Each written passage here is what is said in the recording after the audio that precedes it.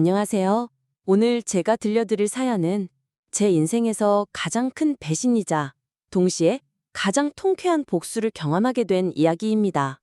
이 이야기를 글로 풀어내기까지도 정말 많은 시간이 걸렸습니다. 왜냐하면 그 기억만 떠올려도 치가 떨리고 또 그 순간의 분노가 다시 올라오기 때문이었어요.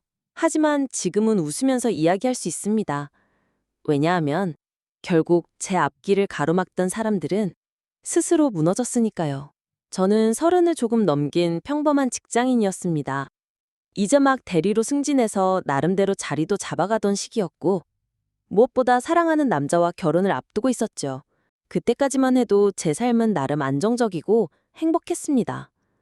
결혼 날짜도 잡았고, 예식장 예약도 끝났고, 스드메 계약도 마친 상태였으니까요. 양가 부모님도 인사드렸고, 상견례 자리도 나름 원만하게 마쳤습니다. 저는 이제 그저 결혼식을 기다리며 설레는 신부 수업에 빠져 있으면 될 줄 알았죠. 그런데 제 곁에는 늘 조금 불편한 존재가 있었습니다. 바로 제 직장 후배. 후배는 저보다 4살 어린 신입사원으로 들어왔는데 겉으로 보면 예쁘장하고 애교 많은 스타일이었습니다. 상사들 앞에서는 늘 순수하고 성실한 척을 했고 동기들 사이에서는 애교와 눈치로 분위기를 주도하는 친구였죠. 하지만 저처럼 오래 지켜본 사람 눈에는 뻔히 보였습니다. 그 아이는 욕심이 많고 은근히 잘난 척하며 남들을 견제하는 사람이었어요. 저는 사실 그런 성격을 좋아하지 않았습니다. 하지만 직장이라는 게 그렇잖아요. 싫다고 티낼 수 없고 후배니까 더 잘 챙겨줘야 한다는 압박도 있고요.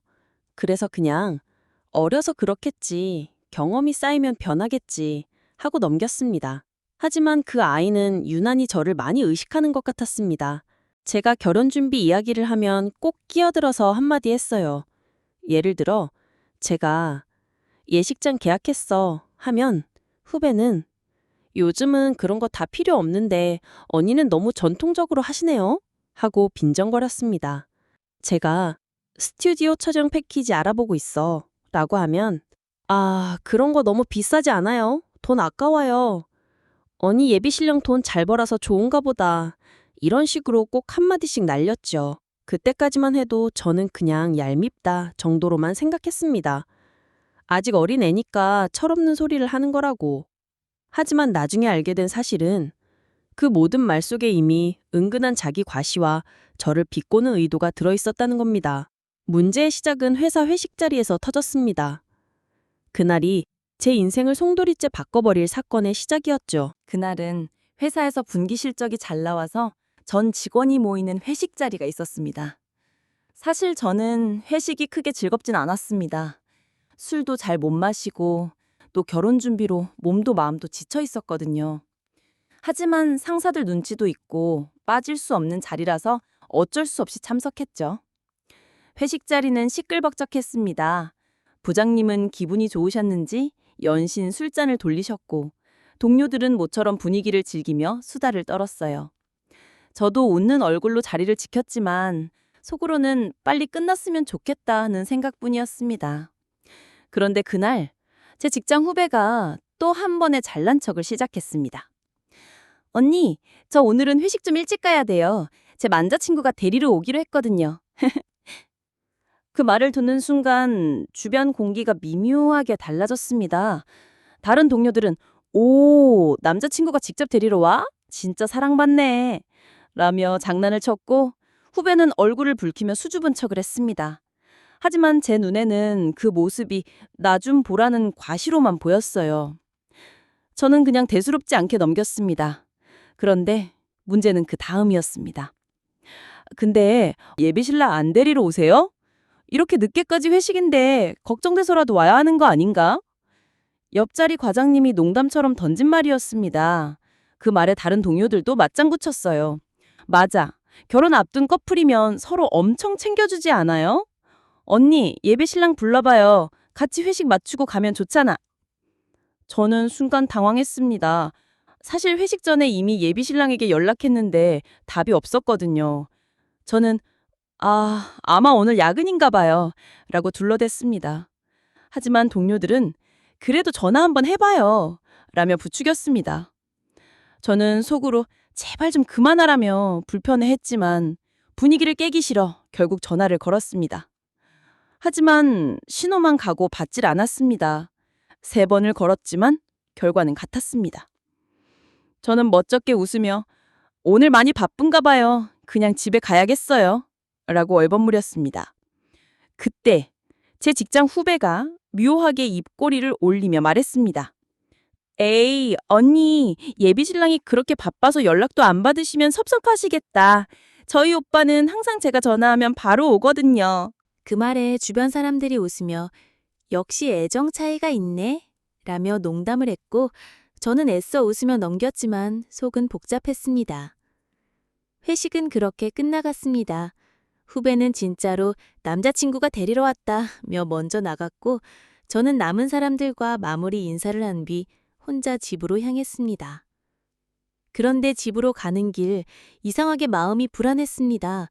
이유는 모르겠지만 휴대폰을 확인하면서 계속 왜 연락이 안 될까? 어디 있는 걸까? 하는 의문이 떠나지 않았어요. 그리고 제 눈앞에 절대 믿고 싶지 않은 장면이 펼쳐졌습니다. 회사 근처 골목을 지나던 순간 불 꺼진 모텔 앞에서 낯익은 2사람의 뒷모습이 보였습니다. 그건 분명 제 예비 신랑 그리고 제 직장 후배였습니다. 후배는 제 예비 신랑의 팔을 잡고 있었고 2사람은 눈치를 살피며 서성이더니 이내 모텔 안으로 들어갔습니다. 순간 제 머릿속이 새하얘졌습니다. 모텔 문 앞에서 2사람이 사라지는 모습을 본 그 순간 제 머릿속은 완전히 멈췄습니다. 발걸음을 떼야 하는데 다리가 땅에 박힌 듯 움직이지 않았습니다. 심장이 쿵쾅거리며 목까지 차올랐고 숨이 막혔습니다. 눈앞의 현실을 부정하고 싶었어요. 아니야, 저건 그냥 닮은 사람이겠지. 설마. 수없이 스스로에게 속삭였지만 제 가슴 속에서 들려오는 대답은 단 하나였습니다. 맞아. 그들은 내 예비 신랑과 내 직장 후배야. 순간 눈앞이 핑 돌고 배신감이 온몸을 파고들었습니다. 결혼을 약속한 남자가 나를 언니라 부르며 따르던 후배가 둘이서 몰래 만나며 나를 농락하고 있었다니. 그제야 그동안의 모든 순간들이 떠올랐습니다. 예비 신랑이 가끔 연락 두절되었던 밤들, 피곤해서 일찍 잘게 라며 전화를 끊던 순간들, 회사에서 후배가 내 결혼을 두고 은근히 비꼬던 말투들, 모든 게 하나의 그림으로 이어졌습니다. 그들은 이미 오래전부터 제 뒤에서 만나고 있었고 그 사실을 숨긴 채 대놓고 저를 가지고 놀았던 겁니다. 그 생각이 드는 순간 얼굴이 화끈거렸습니다. 분노와 굴욕감 때문이었죠. 내가 지금까지 얼마나 우스꽝스러웠을까? 사랑을 믿고 결혼을 꿈꾸던 내가 얼마나 한심해 보였을까? 돌은 그걸 보며 뒤에서 얼마나 비웃었을까? 그 상상을 하자 치가 떨렸습니다. 그날 밤 집으로 돌아와 혼자 방 안에서 불을 끈 채 침대에 주저앉았습니다. 눈물이 흐르긴 했습니다. 하지만 오열이라기보다는 서서히 끓어오르는 분노에 가까웠습니다. 단순히 배신당한 여자의 눈물이 아니라 복수를 다짐하는 눈물이었죠. 휴대폰을 보니 여전히 예비 신랑에게서 아무 연락도 없었습니다. 그제야 확신이 들었습니다. 그래, 오늘도 그 여자랑 있었던 거야. 회식 자리에 일부러 늦게 와서 그 후배가 떠벌리듯 자랑하고 나는 그저 놀림감이 된 거야. 생각하면 할수록 분노는 커져만 갔습니다. 저는 밤새도록 잠을 이루지 못했습니다. 머릿속에는 오직 2사람의 웃는 얼굴과 그들이 모텔로 들어가는 뒷모습만 맴돌았습니다. 그 웃음이 저를 비웃는 듯 했습니다. 그래, 그렇게 웃어라. 하지만 오래 못 갈 거다. 내가 반드시 너희를 무너뜨려 주마. 다음 날 아침 저는 회사에 출근했습니다. 전날 밤 아무 일 없었던 것처럼 얼굴에 화장을 하고 평정심을 유지하려 애썼습니다. 하지만 마음속은 여전히 소용돌이 쳤습니다.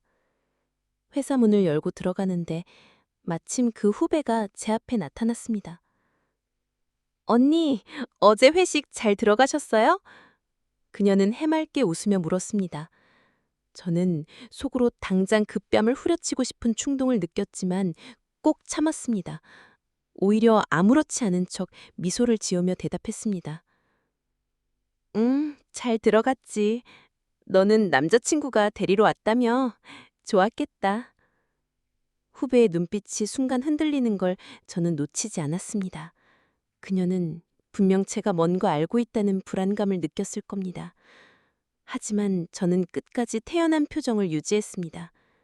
그녀가 저를 탐색하듯 쳐다보는 동안 제 속에서는 너는 곧 무너질 거야 라는 다짐이 단단히 자리 잡고 있었습니다. 이때까지만 해도 저는 아직 구체적인 복수 계획을 세운 건 아니었습니다. 하지만 확실한 건 하나였습니다. 둘은 그냥 두진 않겠다. 내 행복을 빼앗고 나를 우롱하고 내 결혼을 짓밟은 두 사람. 반드시 그 대가를 치르게 만들겠다고 다짐했습니다. 그날 하루 종일 일하는 내내 손끝이 떨렸습니다. 보고서를 작성하다가도 전화통화를 하다가도 문득 그들의 얼굴이 떠오르면 심장이 뛰었습니다. 하지만 이상하게도 그 분노가 점점 제게 힘을 주는 것 같았습니다. 올리면 지는 거야. 내가 눈물만 흘리다 끝내면 결국 그들이 이긴 거야. 하지만 내가 웃는 순간 그들이 진 거야. 퇴근길 저는 마음속으로 복수의 시나리오를 하나둘 그려나갔습니다. 그들의 탐욕을 이용해서 스스로 무너지게 하는 그림이었습니다. 그리고 그 시작은 아주 작은 거짓말에서부터 비롯될 것이었습니다. 그날 이후 저는 예비 신랑과 직장 후배의 행동을 유심히 관찰하기 시작했습니다. 직접적으로 들이대고 따지기보다 그들이 방심하도록 내버려두는 게 더 현명하다고 생각했거든요. 마치 사냥감이 스스로 덫에 걸리도록 기다리는 사냥꾼처럼. 겉으로는 아무 일 없었던 것처럼 웃으며 지냈습니다. 회사에서도 후배에게 여전히 다정한 선배인 척했고 예비 신랑에게도 평소처럼 전화와 메시지를 보냈습니다. 하지만 속으로는 한마디 한마디 한 번의 행동까지도 치밀하게 개선하고 있었습니다. 며칠 뒤 저는 회의가 끝난 후 휴게실에서 후배와 단둘이 남게 되었습니다. 후배는 예전처럼 태어난 척 웃으며 말을 걸었죠. 언니, 결혼 준비는 잘 돼가세요? 요즘 되게 바빠 보이시던데? 저는 속으로 비웃음을 삼키며 일부러 아무렇지 않게 대답했습니다. 아, 뭐? 그렇지. 근데 있잖아. 요즘 예비 신랑이 이상해. 나한테 숨기는 게 있는 것 같아. 후배의 눈빛이 번쩍했습니다. 하지만 곧 아무렇지 않은 척 숨기는 거요? 무슨? 하고 되물었죠. 저는 일부러 의미심장하게 웃으며 말을 이어갔습니다. 코인으로 대박이 났다더라? 근데 그걸 나한테는 숨기더라. 결혼 준비하면서 돈이 필요하니까 그럴 수도 있겠지 뭐. 후배의 얼굴은 잠시 굳었다가 곧 억지 미소로 바뀌었습니다. 저는 속으로 확신했어요. 그래, 걸렸구나. 네가 이 정보에 관심을 가질 줄 알았다. 후배는 겉으로는 대수롭지 않게 웃었지만 눈빛은 이미 호기심으로 가득 차 있었습니다. 돈 이야기에 귀가 솔깃해진 거죠. 그날 저녁, 저는 예비 신랑에게 전화를 걸었습니다. 그는 평소처럼 피곤한 목소리를 내며 받았죠. 오늘은 야근이 길어질 것 같아. 미안, 자기야. 저는 속으로 야근이 아니라 후배랑 있겠지라고 생각하며 아무렇지 않게 대답했습니다. 아, 그래? 근데 오빠, 나 회사에서 웃긴 얘기 들었어. 내 후배 있잖냐. 걔가 사실 집이 되게 잘 산대. 거의 재벌급이라던데? 근데 그걸 회사에선 숨기고 산대. 예비 신랑은 순간 말이 막힌 듯 조용해졌습니다. 저는 그의 반응을 놓치지 않았습니다. 잠시 침묵이 흐른 뒤 그는 어색하게 웃으며 대답했죠. 그래? 처음 듣네? 근데 뭐 집안이 어떻든 자기한테는 상관없는 거잖아. 하지만 저는 알았습니다. 그의 목소리에는 분명 동요가 담겨 있었습니다. 좋아. 이제 둘 다 미끼를 물었어. 너희는 서로가 숨기는 무언가가 있다고 생각하면서도 그게 탐욕으로 연결될 거다. 며칠이 지나면서 두 사람의 태도가 조금씩 변하기 시작했습니다. 후배는 평소보다 화려한 옷차림으로 회사에 출근하기 시작했습니다. 명품 가방, 명품 신발. 하지만 그게 새로 산 건지 어디서 빌려온 건지는 알 수 없었죠. 그녀는 점점 더 저에게 결혼 준비 이야기를 떠보곤 했습니다. 언니, 결혼 자금은 충분해요? 예비 신랑이 경제적으로 든든하게 준비했을 것 같은데. 저는 그때마다 애써 모른 척하며 웃어 넘겼습니다. 하지만 속으로는 네가 점점 욕심에 눈이 멀고 있구나 라며 비웃었죠. 예비 신랑 역시 달라졌습니다. 전에는 결혼 준비 이야기에 소극적이던 그가 갑자기 우리 결혼식 규모를 줄이는 게 어떠냐는 말을 꺼냈습니다. 요즘 들어 생각해봤는데 내가 아직 준비가 안 된 것 같아. 결혼은 조금 미뤄도 되지 않을까? 그 말에 저는 겉으로는 놀란 척했지만 속으로는 피식 웃었습니다. 그리고 며칠 뒤에 예비 신랑은 결국 저에게 이별을 통보했습니다. 예비 신랑이 결혼 준비가 안 된 것 같다며 이별을 구한 순간 제 마음속은 오히려 한결 가벼워졌습니다. 배신의 상처가 아프지 않았던 건 아니지만 이미 그가 어떤 사람인지 너무 명확히 봤기에 미련조차 남지 않았습니다. 오히려 이 순간을 기다려왔다는 생각마저 들었습니다. 그는 대수롭지 않게 넘어가려 했습니다. 우리 그냥 좋게 끝내자. 서로 마음이 안 맞는 것도 운명이잖아. 저는 속으로 피식 웃었습니다. 좋게 끝내자? 오빠, 내가 결혼 준비하면서 얼마나 돈 썼는지 알아? 예물 맞추고 예단 준비하고 신혼집 계약금 일부까지 냈어. 결혼 못하게 만든 건 오빠니까 당연히 오빠가 책임져야지. 순간 그의 얼굴이 굳었습니다. 그건 우리가 결혼을 안 하게 됐으니까. 그래서 더 책임져야지. 내가 혼자서 준비하다가 손해를 본 거잖아. 변호사 통해서 정리할 테니까 각오해. 저는 단호하게 잘라 말했습니다. 이때 제 태도는 예전과 완전히 달랐습니다. 그를 사랑했던 순진한 신부 후보가 아니라 배신자에게 똑같이 대가를 요구하는 냉정한 여자가 되어 있었습니다.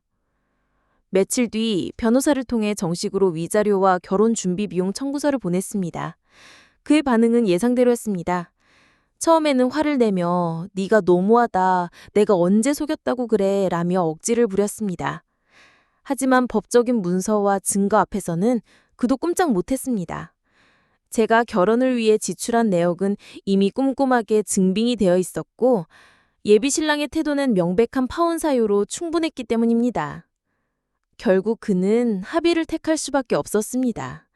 거액은 아니었지만 제가 준비 과정에서 실제로 지출한 금액과 위자료 명목까지 합쳐 꽤 큰 돈을 받아냈습니다. 그 돈을 받는 순간 제 마음속에서는 묘한 통쾌함이 올라왔습니다. 그래, 이게 네가 나를 배신한 대가야. 네가 사랑이라고 속삭이며 즐겼던 그 순간들, 이제 돈으로 값을 치러. 주변 사람들에게는 이 사실을 굳이 알리지 않았습니다. 다만 회사에서는 이미 소문이 조금씩 돌고 있었죠. 둘이 결국 만난다더라? 근데 결혼식은 할 수 있대? 전 여친이랑 문제 있었다던데? 사람들의 수군거림 속에서 저는 애써 담담한 척 지냈습니다. 동료들은 저를 위로했지만 정작 제 속마음은 전혀 달랐습니다. 괜찮아. 난 이미 보상받았어. 그리고 이제 시작이야. 진짜 무너지는 건 그들이니까. 그리고 며칠 뒤 결국 그 둘이 결혼 준비를 한다는 소식이 들려왔습니다. 후배는 제 앞에서 태연한 척했지만 저는 그녀의 눈빛에서 묘한 긴장과 불안함을 읽을 수 있었습니다. 저는 속으로 중얼거렸습니다. 그래, 결혼해라. 하지만 오래가지 못할 거야. 네가 원하는 건 화려한 신분 상승이고 그 남자가 원하는 건 너 집안의 돈이지. 근데 둘 다 사실이 아니잖아. 서로의 욕심이 부딪히는 순간 너희의 결혼은 지옥이 될 거다. 그 순간 저는 이미 승리했다고 느꼈습니다. 그들의 배신으로 시작된 이 싸움에서 결국 웃는 사람은 저라는 걸 확신했으니까요. 그 둘은 결국 결혼했습니다. 회사 사람들은 겉으로는 축하했지만 저는 속으로 피식 웃고 있었습니다. 겉만 화려하고 행복해 보이는 결혼식이었지만 사실 그 안에는 이미 균열이 있음을 누구보다 제가 알고 있었으니까요. 후배는 명품과 꾸미는 것에 집착했지만 현실은 달랐습니다.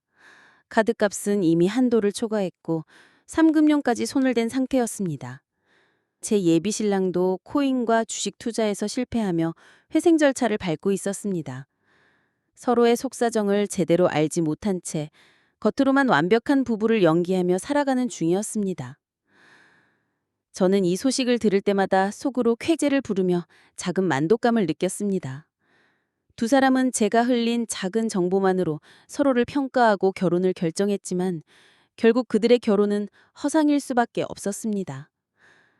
겉보기에는 모두가 행복한 결혼식과 신혼생활을 부러워했지만 저는 이미 오래전부터 그들의 미래를 정확히 내다보고 있었습니다.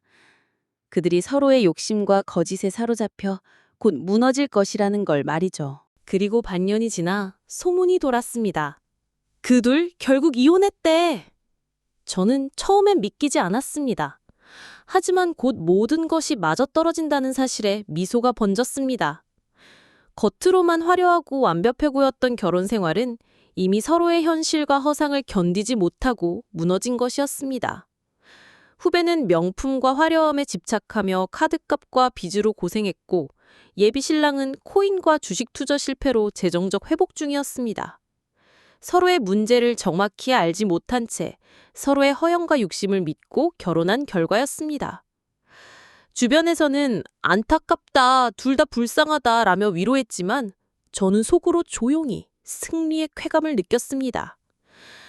그래, 너희 둘 다 내가 흘린 정보만 믿고 결혼했지. 그 결과가 이렇게 됐구나. 그들은 제 손 안에서 스스로 무너졌습니다. 배신과 속임수, 허영과 욕심으로 점철된 결혼은 결국 자신들의 선택으로 끝났고 저는 그 모든 과정을 뒤에서 지켜보며 더 이상 그들에게 흔들리지 않는다는 사실을 확인했습니다. 마지막으로 저는 마음속으로 말했습니다. 끝까지 배신하고 속였던 너희, 이제야 진짜 대가를 치렀구나. 그리고 저는 새로운 시작을 향해 걸어갔습니다. 상처와 배신은 남았지만 대신 깨달음과 통쾌함이 함께였습니다. 이제 그 어떤 배신도 저를 무너뜨릴 수 없다는 자신감과 함께 새로운 삶을 향한 발걸음을 떼었습니다.